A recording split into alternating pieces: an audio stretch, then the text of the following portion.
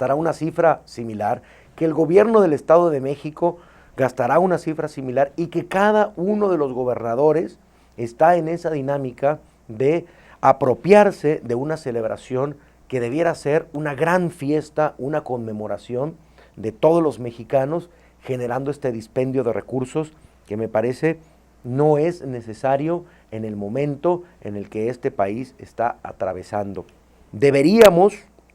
al menos es mi opinión, deberíamos hacer un esfuerzo,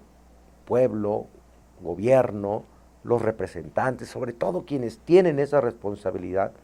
por generar una conciencia, generar una cultura de reflexión de lo que significaron estos movimientos, de cómo se vivía hace 200 años un país gobernado por la corona española, cuáles fueron las ganancias de haber obtenido la libertad, una libertad que fue, o una independencia que fue dolorosa, que fue difícil, que fue complicada. México firma su independencia en 1821 y para 1824 ya está gobernada por un emperador, por Agustín de Iturbide, que luego es enjuiciado por el Congreso de Tamaulipas, encarcelado, aprehendido, encarcelado y fusilado por traición a la patria, y que bueno, viene luego la guerra contra los Estados Unidos, esa mítica batalla de los niños héroes, que dicho sea de paso, ni eran niños ni fueron héroes, porque el más pequeño de ellos tenía 19 años y pues no era niño, y además perdieron la batalla, pues no sé por qué se les dice que eran héroes. Viene la batalla de Puebla en 1862 con esta victoria sobre el ejército francés, viene el imperio de Maximiliano de Habsburgo, viene las reformas, no seguí precisamente el orden cronológico, pero vienen las reformas de Benito Juárez, y luego llega la dictadura de Porfirio Díaz, que da pie a otro evento que también hay que reflexionar, que es el movimiento de la Revolución Mexicana, para entender qué fue lo que este país ganó, porque ganó, creo, sobre todo con el movimiento de la Revolución, sobre todo, gana grandes cosas y también gana cosas que no son como para sentirnos orgullosos, porque dentro de las cosas favorables, dentro de los saldos positivos que arroja el movimiento revolucionario en este país, bueno, son las instituciones que se generan, que son instituciones que protegen a clases desprotegidas históricamente, como el Seguro Social, como la Ley Federal del Trabajo, como el derecho a los sindicatos, a la libre asociación, estas instituciones que permanecen afortunadamente, aunque hay toda una intención de acabarlas, sobre todo de los gobiernos del blanquiazul, del PAN, pero son instituciones que nos hereda el movimiento revolucionario. Pero también el movimiento revolucionario, hay que decirlo, nos hereda una clase política que es una clase política corrupta y es una clase política que genera en este país una cultura de la corrupción, una cultura de la componenda, y que hoy ha sido muy difícil de zafarnos de ella. Producto de la revolución se funda el Partido Nacional Revolucionario con Plutarco Elías Calles, que es el abuelo del PRI, que es un gran acuerdo entre caciques en todo el país para reconocerse unos el poder del centro, otros el poder de las regiones, y así construir una clase política enorme que llegó a gobernar absolutamente todo en este país y que hoy, que ya no está en el poder, sí seguimos siendo víctimas de esta enfermedad que se llama corrupción, que fue lo que nos inyectaron 71 años de gobiernos de este partido. Bueno, permítame hacer nuestra siguiente pausa y volvemos para continuar con nuestro programa. Esto es Homo Sapiens.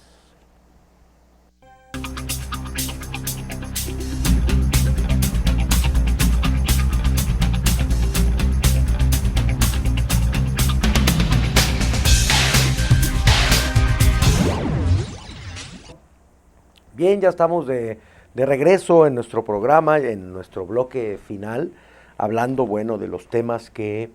están en este momento en el sentimiento de los mexicanos como parte de esta agenda cotidiana que vivimos y que son cosas que luego pesan sobre nosotros y que contrastan con un discurso de algarabía, con un discurso de alegría y felicidad sobre estas celebraciones del bicentenario y del centenario de la Revolución Mexicana,